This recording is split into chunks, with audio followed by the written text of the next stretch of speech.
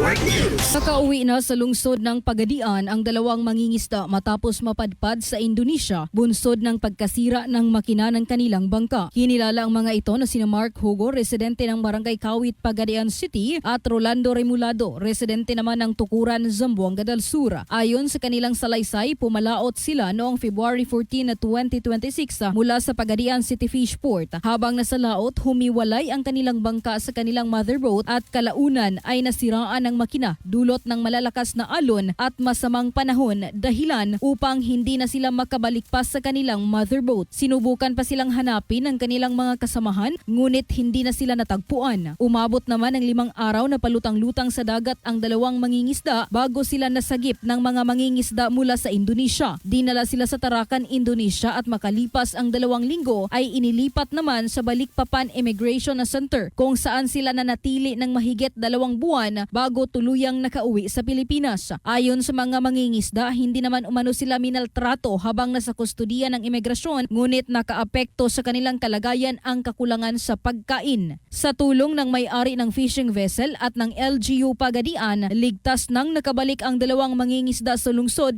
Nagpasalamat din ang 2 mangingisda sa lokal na pamahalaan at sa iba pang ahensya ng gobyerno na tumulong upang makabalik silang ligtas sa kanilang mga pamilya. Kasama mo sa RMN Pagadian, Radyo Man Mar Alawan, Tatak RMN. RMN Network News.